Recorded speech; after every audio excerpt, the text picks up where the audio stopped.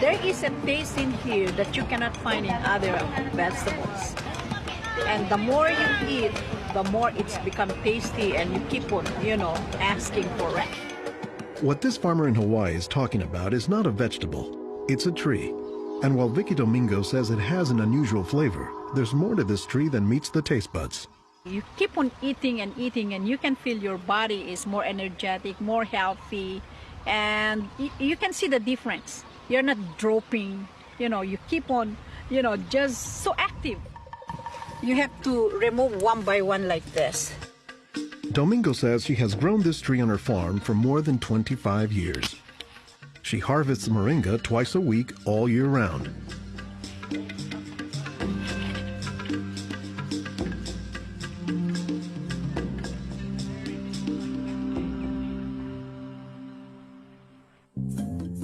Every week, Domingo sends 1,000 pounds of moringa to the mainland. The rest of it ends up here at a Honolulu farmer's market, where most of her customers have eaten it their entire lives. Well, in the Philippines, it's a third country. In other words, not a rich country. We cannot afford to go to the doctor for medicinal purposes. So we use this in our daily lives so we can have more energy, more vitamins to supplement our daily nutrition in our body. The tree is called moringa, or as the Filipinos call it, marongay. An awful lot of cultures have one or more plants that are kind of markers that people think of themselves when they think of that plant. Dr. Will McClatchy is an ethnobotanist at the University of Hawaii. He studies the ways that humans interact with plants.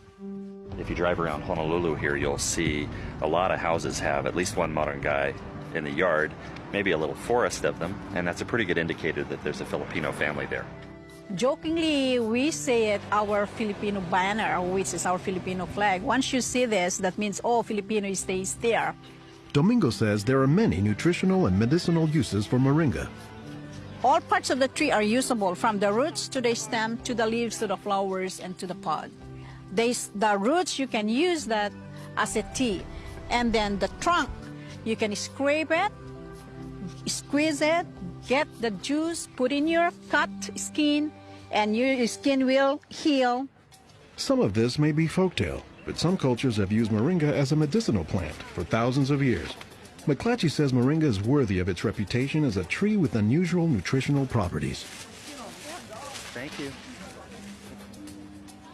Moringa is one of these trees that is a multi-purpose plant that fulfills such a high percentage of kind of basic needs that when people get used to using it, they really can't see what it's like to live without it.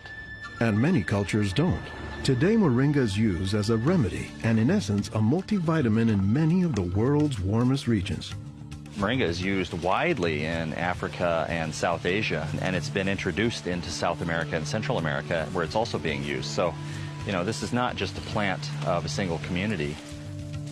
We were just talking this morning with one of the owners of this plantation, and he was just telling me how the last time he was here, he had a handful of moringa leaves and that he worked all morning on it and felt great. Dr. Mark Olson is a botanist and a leading expert on moringa.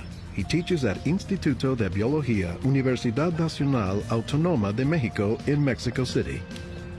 Here, he is visiting a new moringa farm about 2 hours outside the city limits. So they've just planted these here, and soon they'll be nice and big.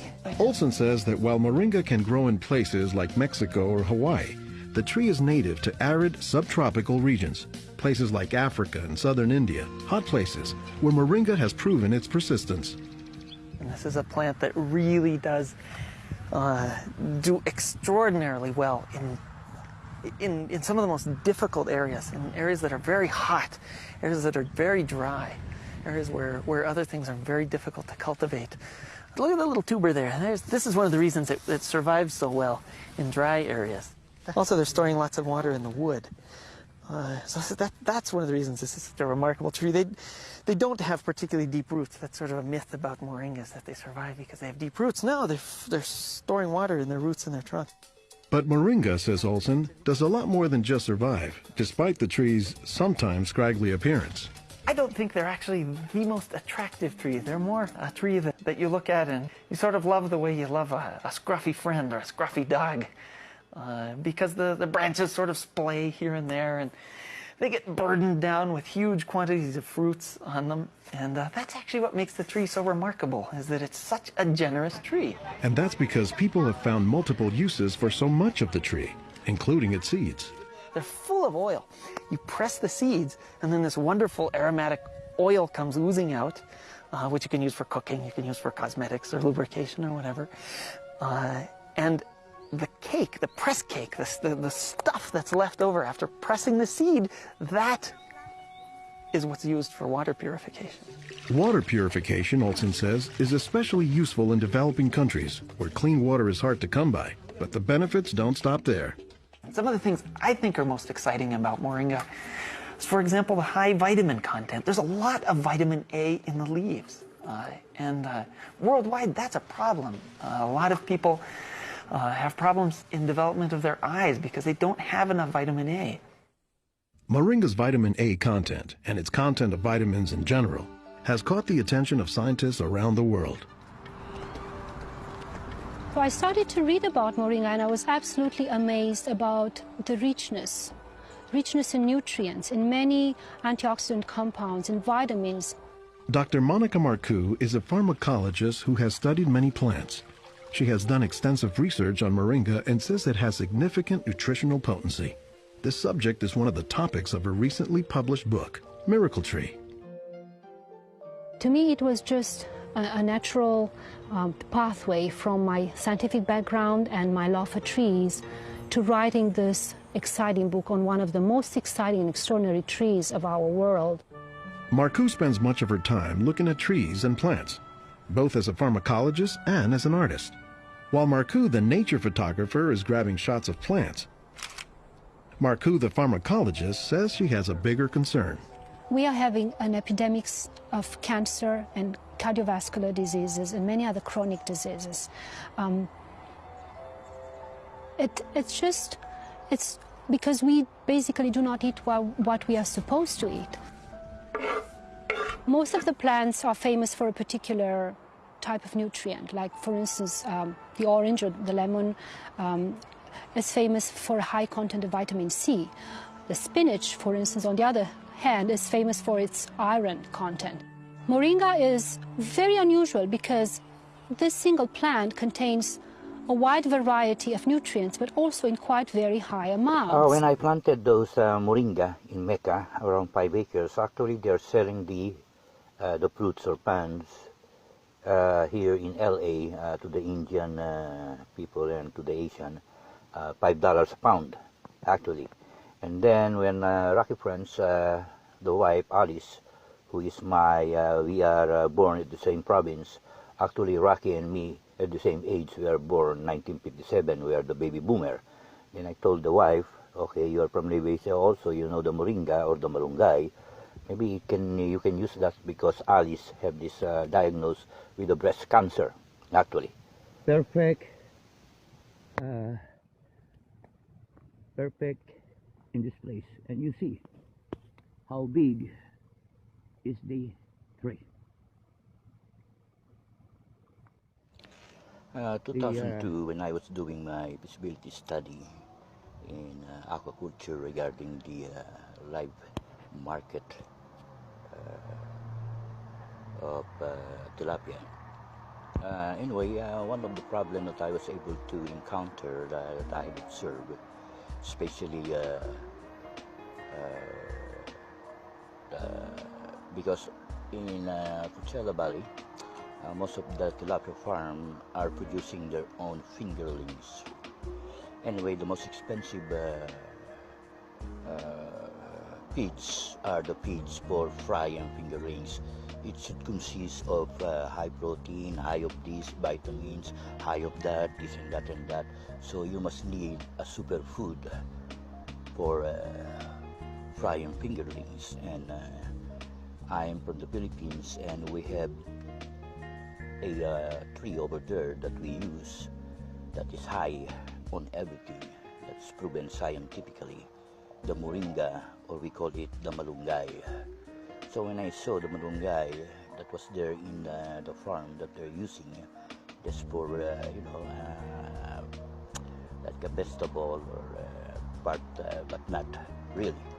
So I suggested to Rocky about having this kind of research and study using malunggay to be used as for feeding to be used for hatchery, for feeding the fry and the fingerlings. However, after we planted that Moringa 2003 in Mecca, around 5 acres, and now Rocky is now using it now as part of his industrial feeding of tilapia. So now he's producing now his own feeds aside from he got now the energy, the solar power and everything. So now you can see now what we have projected or our vision before that's now coming and being implemented. And red tilapia that I'm trying to purify, this is the only video that I was able to save. How it's so important. And now comparing it now, because Rocky even accepted that it's really hard to have this red and golden orange, and as an evidence, I have heard the video right now. He got only few of them. Actually, these are my F2s and my F3s of my red tilapia and golden orange when I'm doing my research and development of the food stock of these reds way back 2002. And it's the only video that I was able to save. And it's how important those videos in aquaculture. It's the only proof that I have done it. And Rocky accepted that's really hard. Right now you can see you don't have that reds, that's what I'm showing in comparison.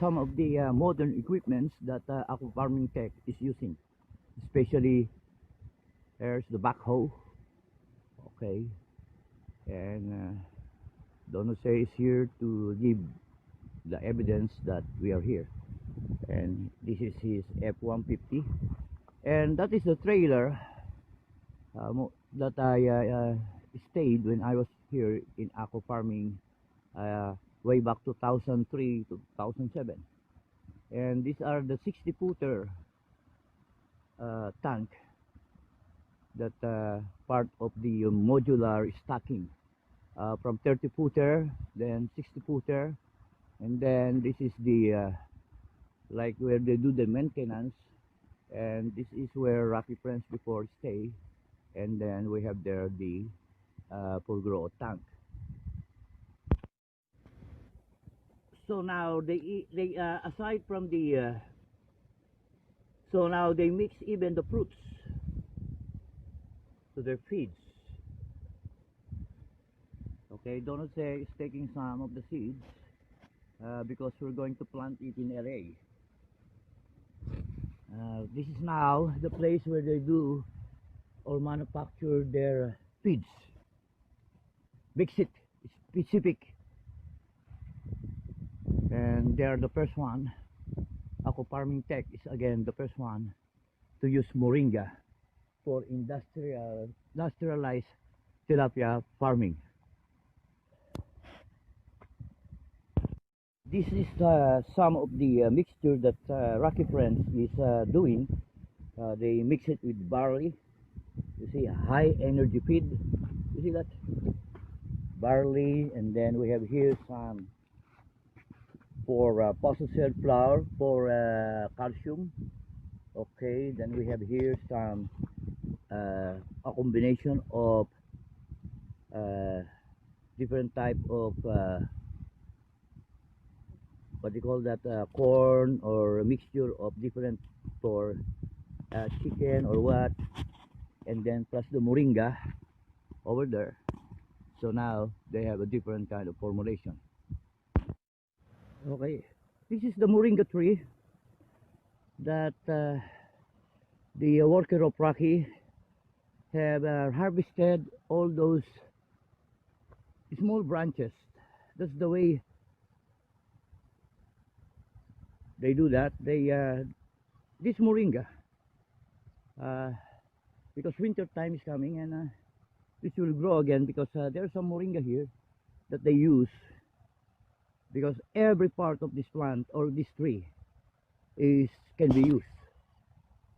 It is high in all the energy and protein and everything. And this moringa, in Africa they call it never die tree, because this tree will again sprout and be like that tree over there. So this is really amazing how this tree cannot be said it's really a tree, because these are big. This is around, we planted this one maybe 2008 or maybe 2000, maybe Rocky planted around 2010. And now you see,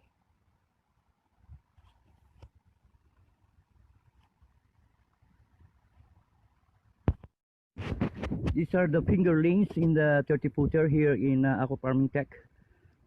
Okay, a combination of the normal tilapia, and you can see some reds. So the 30-footer, where they grow the from fry to fingerlings. So there you are, and those are the tilapia, the normal ones.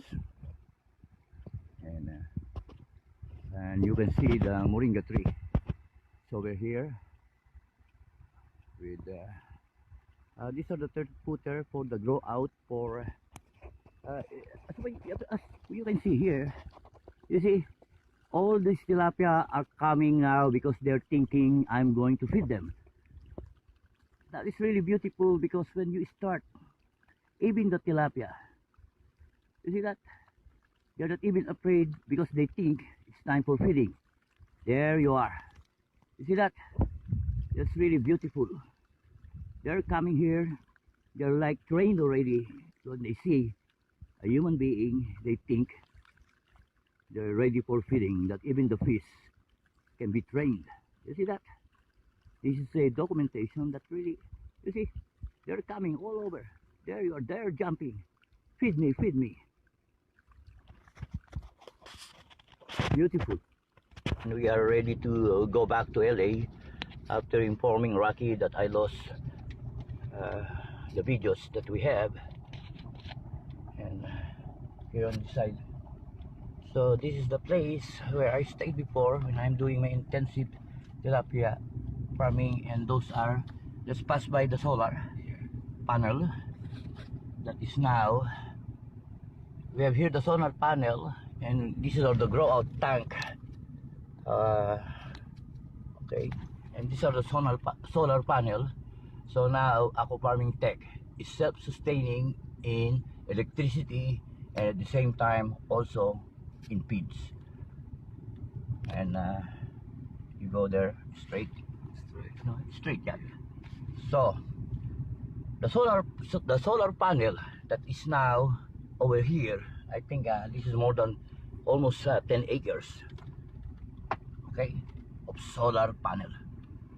Man, this is a lot of solar panels that is now, because this is the one that they're using right now, running all those big paddy wheels. See, there you are, and you go there, you see. So now it is self-sustaining even in energy. Okay, you are a proponent of using moringa as tilapia feeds. Why is that? Yes. The very reason why I'm so excited about using and seeing the result of 10% as 10% as a component of your feed is, we notice that our fish are healthier, and there's a big difference in their taste, aftertaste also. I think it's being influenced by the 18 amino acids that's available in the moringa leaf, with the 10 essential amino acids and the rest of the non-essential amino acids. This is a plant, the only plant wherein you're able to see 18 amino acids out of 21 amino acids that you need to formulate a feed. So you don't need to be a rocket scientist to appreciate the nature of this moringa. In mixing moringa in your feeds, say for every 100 kilos of feeds, what would be the percentage of moringa? The maximum trial that we did was about 30%. You don't want it more than 30% because that's really very difficult to achieve. But a 5 to 10% mixture in your feed is more than enough to make a big difference in your feed formulation. Another thing, if you use moringa, you don't need to use all this extra additive like your premix vitamins because you get it all from the moringa. Very well. So you save a lot of money. Taste-wise, it's better, you say? Very, very completely different. The taste of your fish is cleaner. And then your omega-3 and your omega-6 is being increased also in the muscle content of your tilapia coming from the moringa. Growth-wise? Growth-wise, not a big difference, but health-wise, you can see that you have healthier fish and then you save more money by using moringa as one of your components. Thank you. 1190 AM iHeartMedia Studios and worldwide through Yorba Media. I have Perry West, CEO, New Global Energy, on the show with us today. Perry, welcome to the show. Hi, how you doing, Michael? I'm doing great. All right, Perry, yeah, I was looking at your company. When it comes to food, you guys have got it covered. I can't wait to get into the moringa, but first, let me back up a little bit, and please give us the depth and the background of the management style that you bring to the table.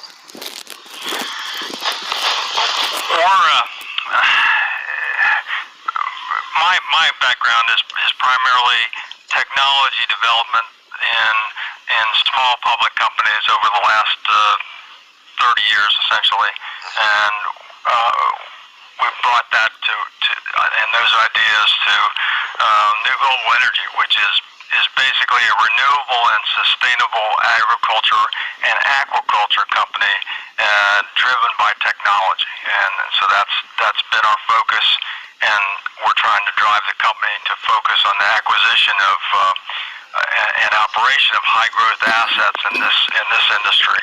Well, you certainly have the portfolio taken care of. But let's get into you for a second here, because you're an attorney, you're a practicing attorney, and you have had some milestones, some success in your history. Bring some of that out before we get into New Global Energy.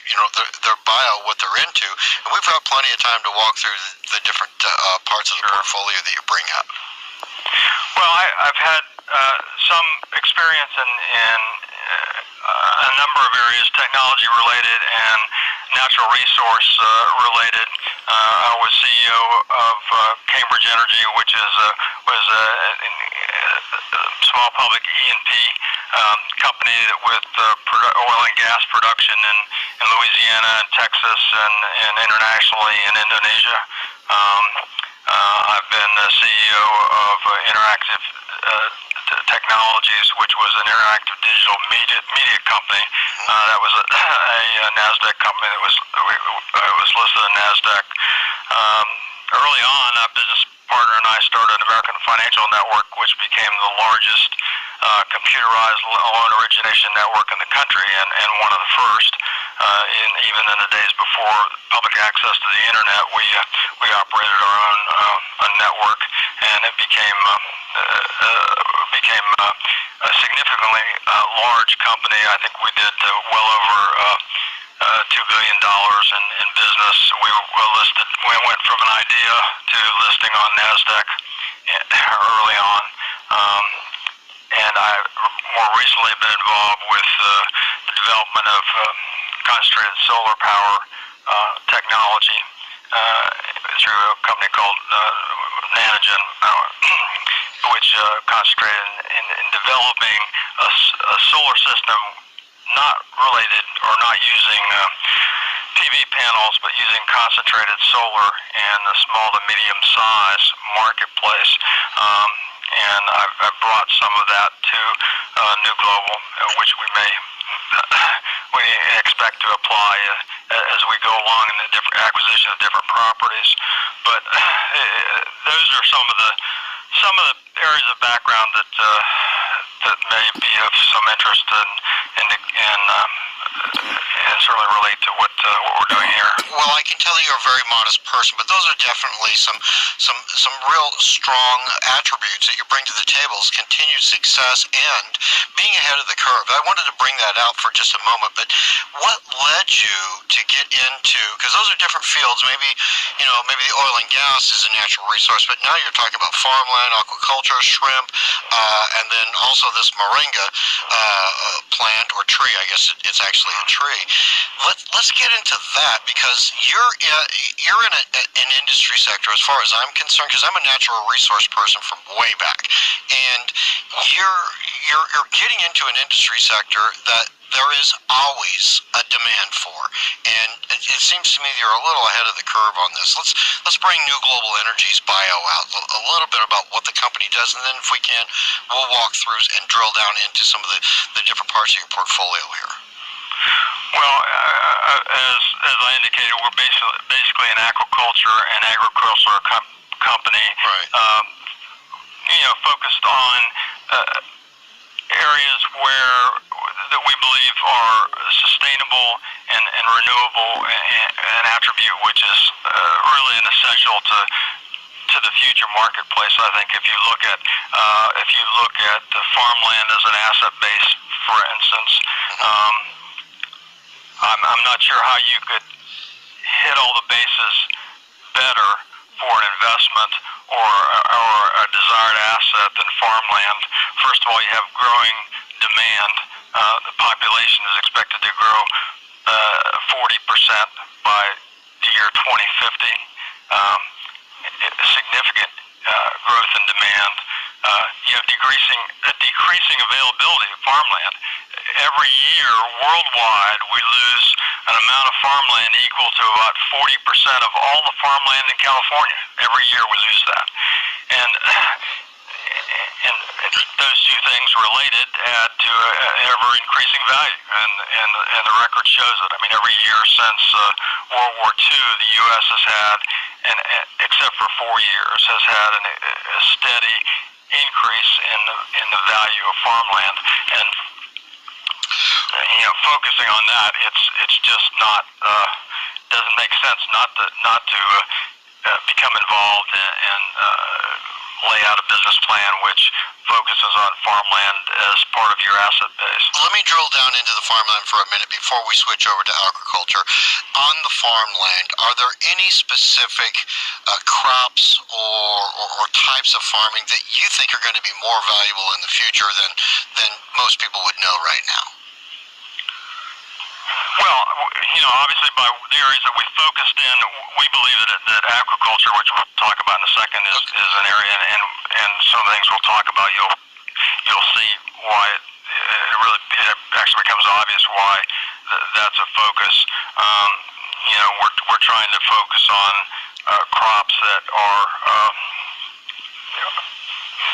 make the most efficient use of farmland and crops which we can make a difference in applying technology, where we can reduce costs through the application of things like solar energy and feeding technology and those types of things. So in essence, what you're doing is you're through your farming, you're lowering the energy costs, you're protecting the environment, and you're creating food.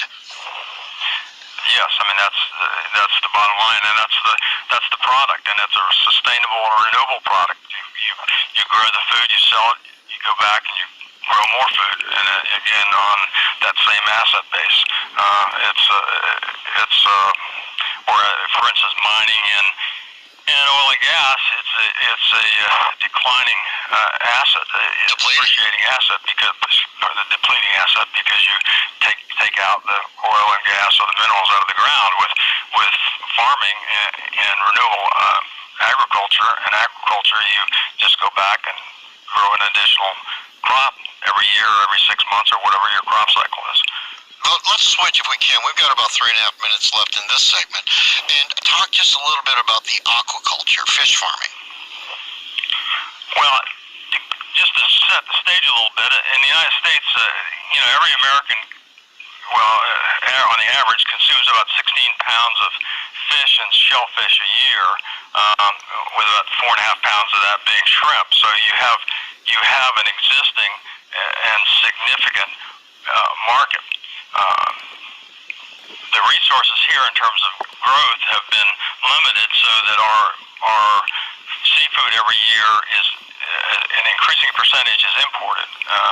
We import about 84% or 85% of seafood and that's increasing. Just 10 years ago, that was only 63%.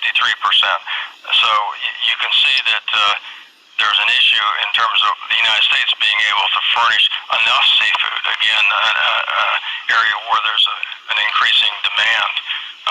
And aren't our oceans getting depleted? I mean, well, not only oceans. The oceans are getting depleted, but the commercial fish stocks in the ocean and some of the ocean fisheries as well. 75% of them are depleted or overexploited, as has been characterized by the UN. So that availability is becoming more limited as well. So it just drives up the demand curve to the point where it's you almost can't, if you're in this industry, you can't not be in this particular product range. Right. Let me see if I've got my statistics correct, but in the 70s, aquaculture represented some 6% of the total seafood consumption, and today it's 40 and expected to go to 50% by 2024. So obviously, you're in an area that there is definitely upside demand and declining supply until you figure out how to really move it out. So I want to applaud you on that. We're going to need to go to a break here, Perry, in just a minute, but I want to make sure the audience gets your contact information. newglobalenergy.net for the web address, right?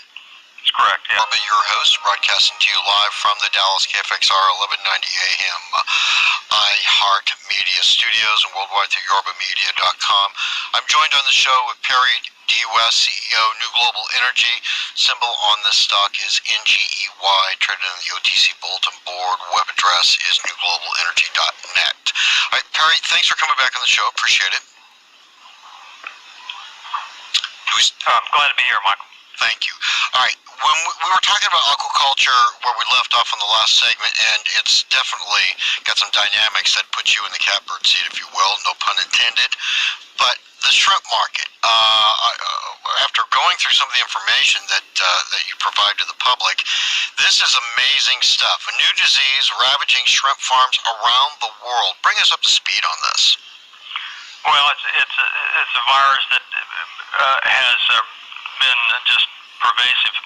Primarily, the primary shrimp raising areas are in China and Asia, and those areas over the last several years have been struck by a virus which has just ravaged really more than 40% of their crops, and it has reduced. Likewise, reduced the availability, when at the same time demand in this country is increasing. Yeah, what is it? Early mortality syndrome, right? EMS, you're right. Early mortality syndrome. Right. Now, this has been around since 2009. Then it went to Vietnam. How is this, affecting their exportation? I mean, what percentage decline in the crop are we looking at? If that's you're looking overall at a 40% decline in the entire shrimp production.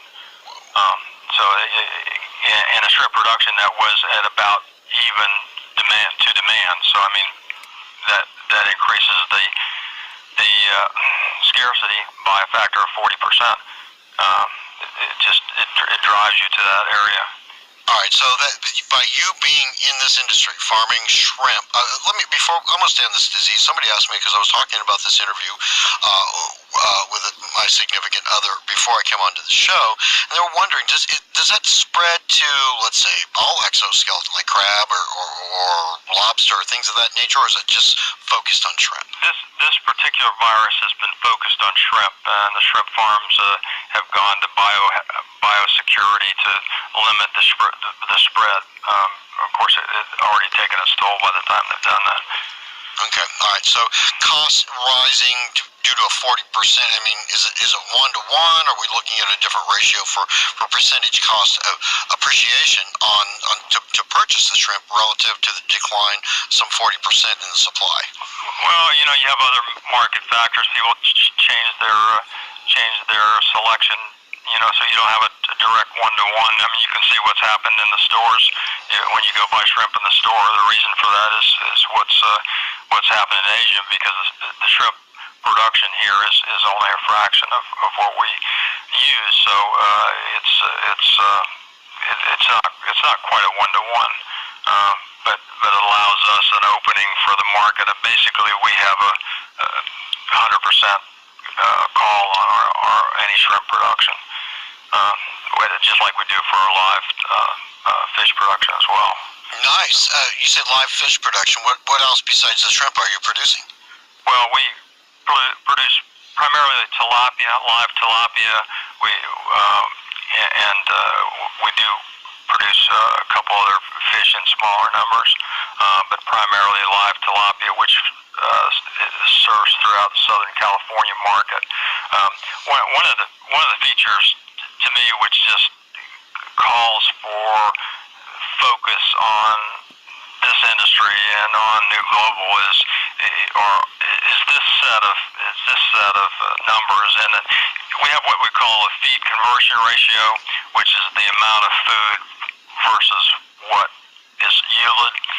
For instance, in sheep and cattle, you have an 8-to-1 conversion ratio, 8 pounds of food per 1 pound produced of sheep or cattle, 4-to-1 with pigs, 2-to-1 with poultry, and 1.5-to-1 with fish. So you have 1.5 pounds per pound of feed per pound of fish produced. So you can just see, just by that basic number of food costs, that fish is going to continue to increase and continue to dominate the market. Are you going to keep your operations domestic, or do you have plans for international expansion? We've been, throughout the last couple of years, developing and reviewing operations in Central America, mainly because it's been close to us, and we have some familiarity with operations down there, and some industry contacts and relationships. Our focus right now, though, is in the Coachella Valley in Southern California.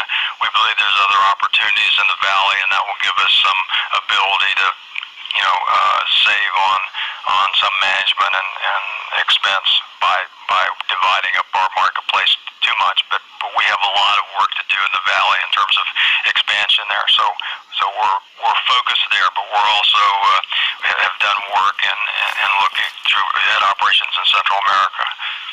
Now, if I may, let's switch over to the Moringa. I was just amazed at the statistics you've got here.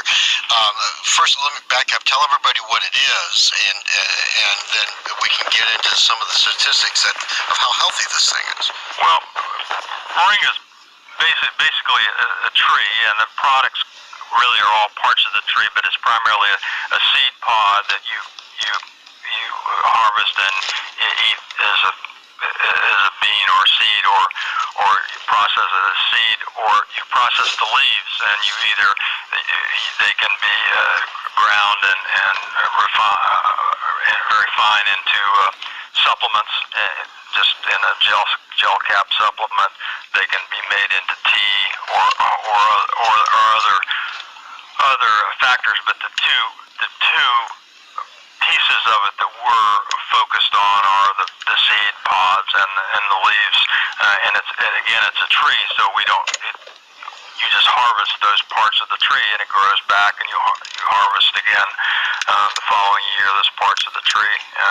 But as you said, it's really exciting when you look at what this food does. By the way, we do use some of this for fish food as well, supplements for our fish as well. But it's a supplement for humans, which has some of the numbers you were talking about. Has twice the protein of yogurt, 3 times the potassium of bananas, 4 times the calcium of milk, 4 times the vitamin A of carrots, 7 times the vitamin C of oranges, and 25 times the iron of spinach. It's really a superfood, it's just really getting started. We have done some work with this in Central America, and now we've planted a significant planting in our farm in the Coachella Valley. I don't know if I've got the right plant or the right tree, but from my understanding, if I'm correct me if I'm wrong, but this tree grows very fast. Yes. I mean, you expect to do at least a crop a year. It may be a year to 2 years initial growth cycle, but it's you have a tree which is again a sustainable product in that you don't use up the tree. You just use the leaves and the seed pods grown in the tree. That's amazing stuff. I really appreciate you taking the time to come to the show with us today. Perry, last parting takeaway message in the minute that we have remaining in the interview. Well, there's so many things to talk about. It's hard to focus in on it, but I think that I just want to let people understand that our focus is to bring technology to this marketplace and to maximize output and to maximize, hopefully, a profit that people will see from our company. That's what we expect. With the margins that you just mentioned, I don't see how you could not have superior results for all of the investors, let alone provide an answer to a depleting source that's out there for everybody. My hat's off to you, Perry. I want to thank you so much for being on the show. All right, thanks, Michael. My pleasure.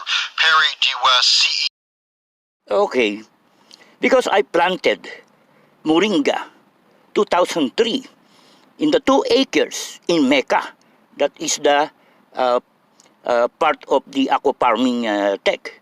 And now you see how much money can Moringa, the income. Now this is now the evidence.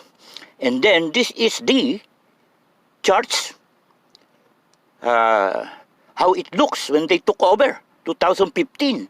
And then I don't know now what is the condition of the charts after 5 years. And this is a good, as a researcher, this is a good comparison. Because when you do research, it will take you about 2 to 5 years. And now let us see. When the corporation took over, comparing it when we are the one running it, our property. One of the most important resource of any congregation or a church, first are the members, and then secondly is their property, the property of the congregation. And the property of the Faith Bible congregation here in Sun Valley that they paid off, okay, is a 4 acres property. And the back is a 2 acres vacant lot. That is where we started to plant Moringa year 2012 as part of our financial income that we can get, because, and then do some research and study also about Moringa, what it can do in science and in medicine. And mind you, when they came, the corporation, they uprooted everything, man.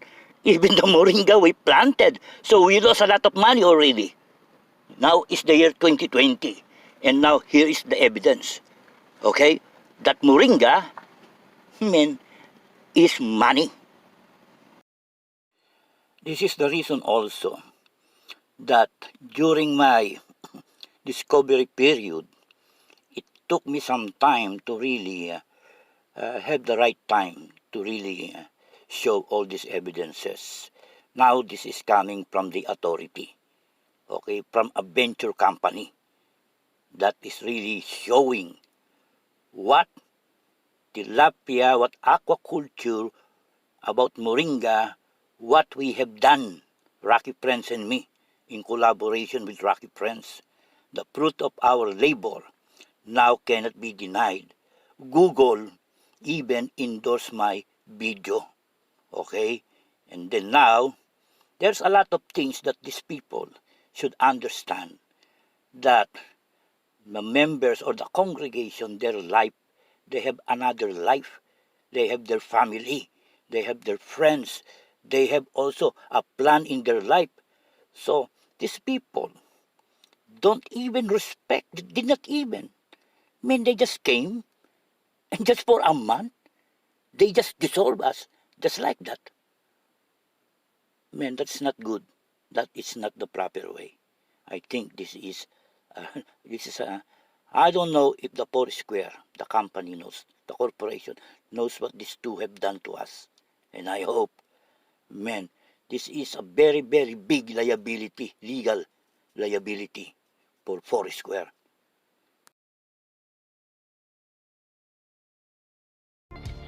Food and energy, the most important commodities in the future. We should do some actions in research and development and innovation for the future of our children's children. From 2001 to 2007, I did my independent research and development and innovation in aquaculture from 2003 to 2007. I transferred to Aqua Farming Tech Incorporated to test my broodstock red and golden orange tilapia with the approval of Rocky Friends to test it in this farm. He is also the founder and CEO. When I was in Aqua Farming Tech, I collaborated with Rocky Friends in research and development and innovation in intensive culture system in aquaculture. Most of it are out-of-the-box ideas, and the experimentation we have done was recorded in videos and in my personal journals. Rocky Friends and me, Efren and Tadiaman, had done some innovations never been tried in aquaculture. Rocky and me is the same age. We are born in 1957. We are the baby boomer. Aqua Farming Tech is the definitive leader in the industry. State-of-the-art aquaculture operations are conducted from the two farms encompassing 120 acres. Always an industry innovator. Aqua Farming Tech is the first farm with more than 60 tanks. One of the first farms to build above the ground cement tanks, and the first farm to utilize a mechanical aerator to improve the oxygenation of the water, the first farm to develop and implement method of recycling water, and the first farm to generate significant percentage of its power from solar, and the first farm to self-manufacture its own feed, and the only farm endorsed and accredited by the state of California to do and accept training and education of people about intensive culture system in aquaculture. In a world with increasingly limited land for growing food, we invest in agricultural enterprises that produce the highest possible yield per acre. We also leverage that strength by using the most efficient energy resources on the planet. It's no secret that some of the smartest investors in the world are betting on the development of highly efficient methods of growing food in smaller spaces. People like George Soros, Warren Buffett, and Bill Gates have seen the numbers and added farmland to their portfolios. Here's what they know. The world's population is projected to be 40% higher by 2050 than it is today. That's not far down the road, and yet our farmland is shrinking every year.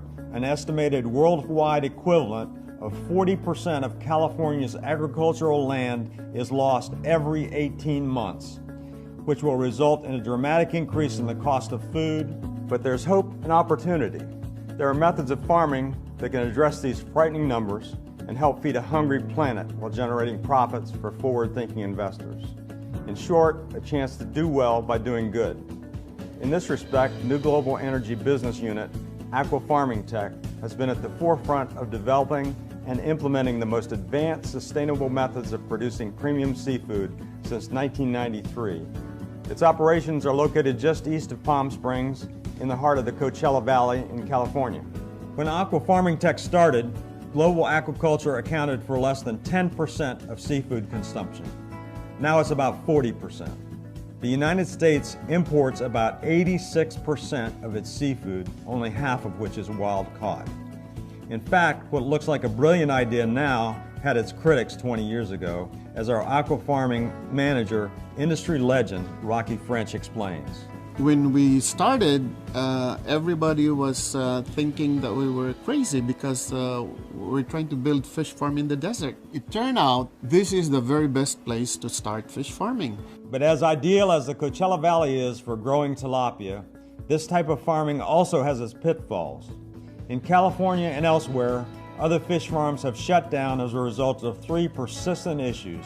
We're fortunate that Rocky and the rest of our technical team have met these challenges. High density type of fish farming, you're faced with like 3 major problems. Electricity, feed, and water.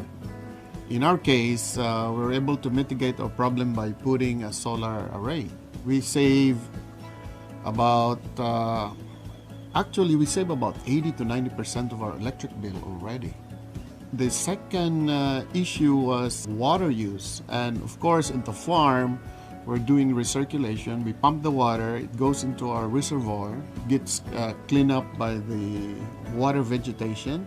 One of the major costs of fish production is feed. We figured that if we could build our own feed mill, design our own feed, and have better control on what type of ingredients that we could put in the feed, this would be a major contribution to the production of good quality, sustainable type of fish. In addition to producing our own feed, Aqua Farming Tech has developed a proprietary fish feeding methodology that is projected to save up to 70% of the overall feed cost. The program involves feeding our fish green algae for the first 4 months in the grow-out ponds. In their natural environment, tilapia, which are vegetarian, feed on nutrient-rich algae and other aquatic plants. This sustainable technique dramatically lowers the feed cost, and the oxygen-producing action of the algae reduces electricity costs by diminishing the need to run mechanical paddle wheels to aerate the water during the day when the electricity rates are at their highest. By successfully solving critical cost issues that confront fish farming in this area, we lead the industry in tilapia farming, and we are in a position to acquire or lease other California fish farms as they have closed. Because Aqua Farming Tech has perfected high-density aqua farming, our yields are much higher per acre than traditional fish farming. Most farms yield about 1,200 to 1,500 fish per acre, while we average 30 to 35,000 fish per acre.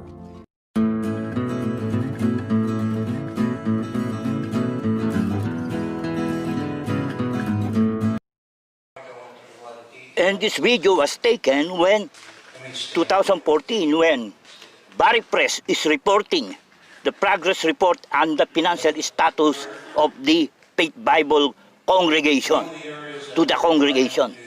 So now, we lost a lot of money. And this is an evidence also that there are 10 churches that is using our property as their sanctuary in worshiping that one God that we believe in. 10 churches that is willing to be part of the organization, that these corporate people, when they came, they kicked us all, including these 10 churches. Now, they don't have anything. One of the most important resource of any congregation or a church, first are the members, and then secondly is their property, the property of the congregation. And the property of the Faith Bible congregation here in Sun Valley that they paid off, okay, is a 4 acres property. And the back is a 2 acres vacant lot. That is where we started to plant Moringa year 2012 as part of our financial income that we can get, because and then do some research and study also about Moringa, what it can do in science and in medicine. And mind you, when they came, the corporation, they uprooted everything, man. Even the Moringa we planted. So we lost a lot of money already. Now is the year 2020. And now here is the evidence. Okay? That Moringa, man, is money. The presence of God is felt and seen by the true believers in faith in our church, our house of worship. The house of worship of the Faith Bible congregation. Some even had prophesied. Some even mentioned names that will be used by God. I am not a religious person. I do research, innovation, and present factual truth. God communicates in me in a logical way that I can present His case in legal and biblical truth. So woe to those men and women. The truth will set us all free. The beginning to the end has just begun. Yes, amen. Yes, amen. God is a God of order. The Jezebel spirit is now in our church, the place where we worship our God the Father through His Son Jesus Christ for almost 1995. Okay? 1985, when the Reverend Bishop Eustaquio Rene Ramientos Jr., okay, founded a congregation and named it Faith Bible Congregation or Church. It took us almost 7 years to renovate, repaint, put it to code, the existing structure. And then when they came, they just took it like that. What a character. What kind of people are these? Anything that have their trademark, they own it. They want it for free. Come on, man, you are a business entity actually. All right? So now, let us see. And my lawyer will be the one. Right now, the property in 12055 Wicks Street. Man, what is there is now the Hope Fellowship, a 4 Square Church. Man, you're an squatter, Jeff Nelson. Come on, man. Let's do it the right way. The God's way. The righteous way. Do not steal others' property. Man, that is sacrosanct. That is where we do our house of worship, where we praise and glorify our God, one God. I don't know what God you're glorifying, maybe money and property.